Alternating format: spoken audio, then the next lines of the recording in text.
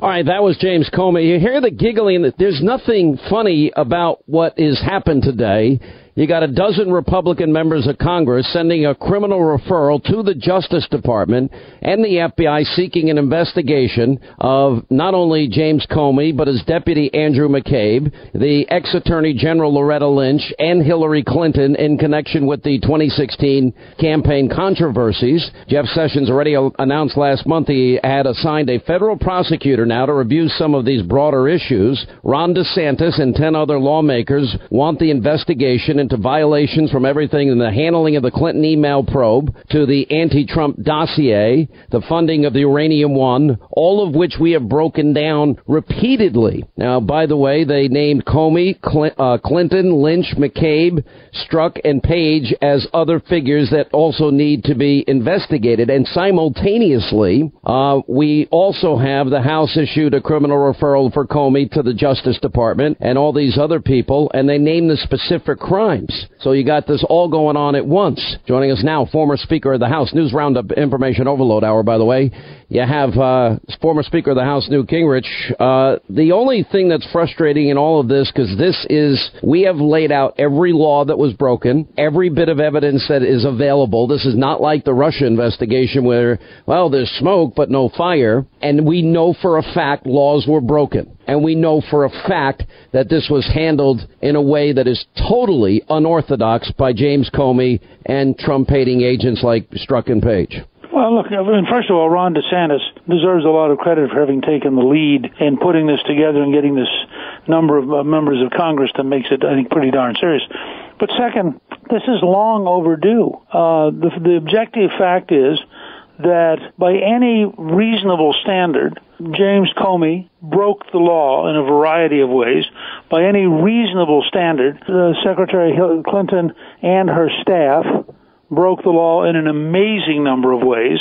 The Inspector General's report on Andrew McCabe basically outlines precisely parallel to what they ultimately went after General Flynn for. And the difference is, of course, that because McCabe is on the left, you don't suddenly see some chanting that they ought to put him in jail, which is what poor General Flynn, after 35 years of serving America, got. I just look at what they have put together in this letter, which I'm personally going to send out to all folks on Twitter. I have about 2.1 million Twitter followers. I'm going to actually send the letter itself, so they can just read for themselves what these members of Congress have sent to the Attorney General and to the Director of the FBI and to the U.S. Attorney for Utah, who'd been brought in by Attorney General Sessions.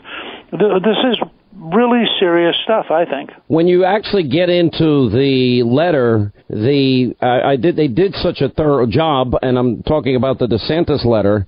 You know, he goes point by point, and he points out about Director Comey, what he said July 5th. Remember, Hillary wasn't interviewed until that July 4th weekend, but Peter Strzok and James Comey were involved in beginning the drafting. They were drafting the exoneration of Hillary in May. Hillary had never been interviewed, nor were 17 other witnesses interviewed. Have you ever heard of exoneration letters being written before investigations? And Peter Strzok, who hates Donald Trump, was he the right guy to interview Hillary Clinton? Look, the whole Hillary Clinton thing is absurd.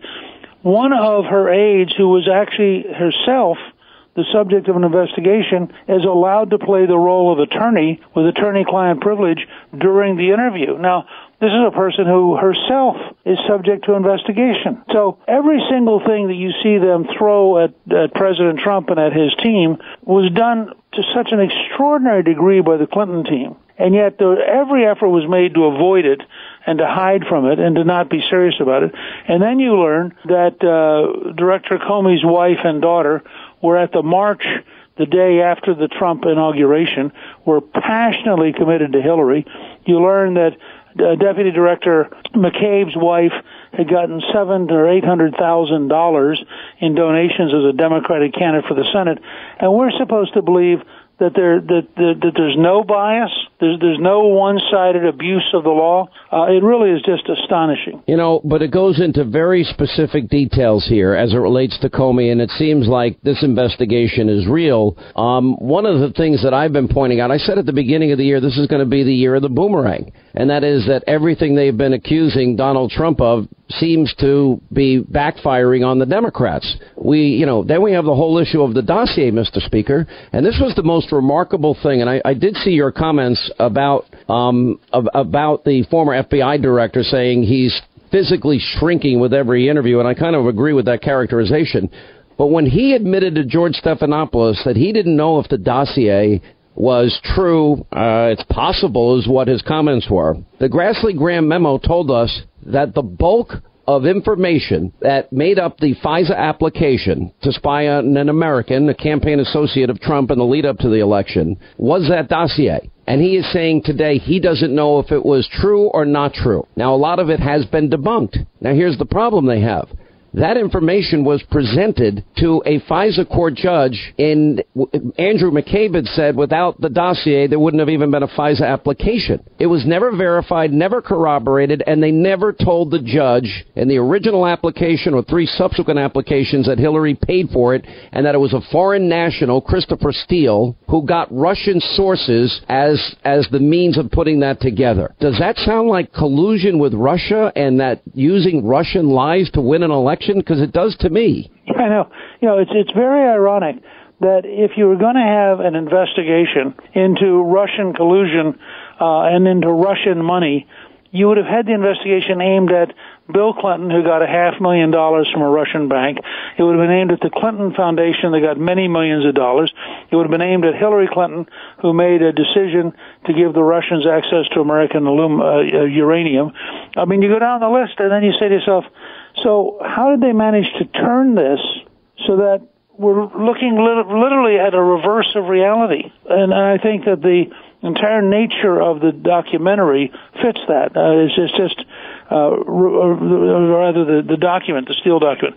And then, of course, Comey, who clearly understands if you don't know something, it's doubtful. Not, gee, since I can't disprove it, it might be true. It's crazy. Is that now the new standard in the American justice system? One of the things I kept saying, that a lot of this has to do with equal application under the law. We can't have a dual system of justice, one for the Clintons and one for everybody else here. And I've got to be honest, I'm looking at all of this, and then, did you ever in all of your years as Speaker, all of your years in Congress, all of your years watching investigations take place, did you ever see that they were writing the exoneration part months before the interview part and the investigation part? No, and of course the whole thing's absurd. First of all, I have to say to yourself, explain the staff person who was physically destroying your laptops with a hammer. Explain the bleach bit part. I mean, you go down the list, and if you actually look at her answers to the news media, they were insultingly dishonest. And I mean, literally, you can go back and take when she was asked about these activities, she was insultingly dishonest. And then you have to ask the question, I just saw an FBI agent, ex-agent, was found guilty, I think in Minnesota, of having actually taken documents home that were classified. Well, how many documents did Hillary Clinton take home and Huma Abedin take home that were classified in their computers? An amazing number. How can you literally eliminate 33,000 emails while you're under investigation and not be held? We don't talk about obstruction of justice. How about eliminating 33,000 emails during an investigation? Sounds a lot like obstruction to me. Yeah, it sounds like obstruction to me, too. All right, so now Congress is going to make this move. What does the Attorney General have to do in this case at this point, now that a referral has been made? I think he has got to ask professionals, probably starting with the designated U.S. attorney from Utah, who's apparently a pretty straight arrow. He's got to say, is there a legitimate fact in this letter about each of these people? And if so, do we need to open criminal proceedings? And I think clearly in McCabe's case, the Inspector General's report sets that up and gives you pretty good evidence. In the case of Comey, you take the various and sundry things he said where he contradicted himself in sworn testimony, and you go down the whole list of things. And there is a giant convoy of illegality that follows Comey, and if you then added to that various things he has said in these various interviews, I mean, this is a guy who's just wildly out of control. You know, I predicted that no good lawyer would have allowed him to write this book and go on a book tour. I think I'm being proven correct here. I want to talk a little bit about the media, and you have dealt with this your entire life and career, and I remember watching everything you went through during your years as Speaker of the House, and the media is so abusively biased now. I'll ask you about this on the other side of the break. I don't think I've ever seen it this bad, and how you think the president should react to all of this. That's what I want to ask you when we get back. More with Newt Gingrich.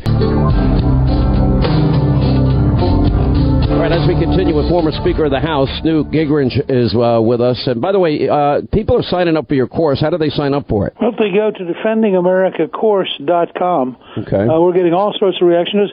You know, people realize that our civilization's at risk, and that so many young people really don't get taught anymore in school about America. So defendingamericacourse.com is doing very well, both online and through a DVD, and I think it's an important project to try to help educate a generation of Americans.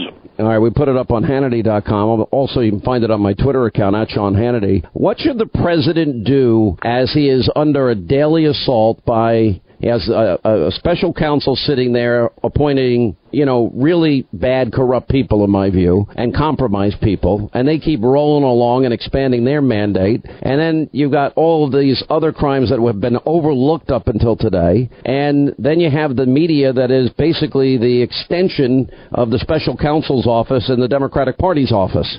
What should the president do to deal with all that? Well, I think the first thing to do is to recognize that these people are his mortal opponents. These are not news people.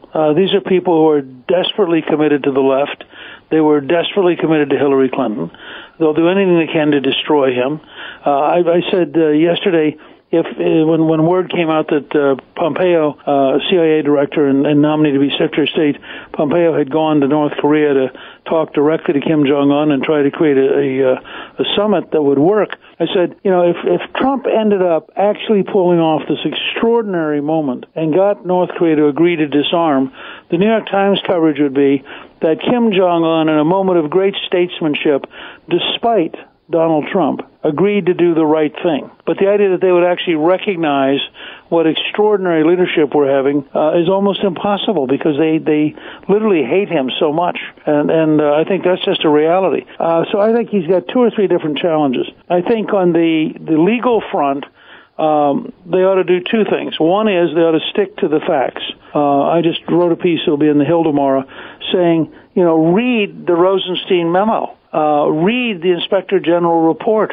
Don't take my word for it or your word for it. Every citizen in the country, and I think the Republican National Committee should literally email to everybody they have an email address for a copy of both of those. When you read what Rob Rosenstein said in that memo to the president, when he concludes at the very end, you could never rebuild the FBI as an institution that was respected as long as Comey stayed there. Now, it's definitive, and frankly, one of the mistakes that President Trump made was when he got that memo, he should have simply released the entire memo to the country, said how shocked he was.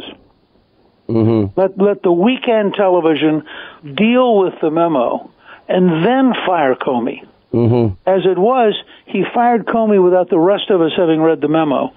Similarly, when you look at McCabe and you read the Inspector General report on McCabe, you realize if General Flynn was guilty of anything, McCabe is guilty of the same thing. If they're going to prosecute General Flynn, they have an absolute obligation to prosecute McCabe. I mean, there is no distinction. You have an Inspector General report that says he lied under oath, and he lied when he wasn't under oath, and he did so for personal reasons. And it's not just firing him. I mean, this is a guy who, if we're going to have a country in which the rule of law means anything, at a minimum... Yeah, you're right. Then he should be treated exactly like General Flynn was. All right, Mr. Speaker, thank you for being with us. His course is up on Hannity.com.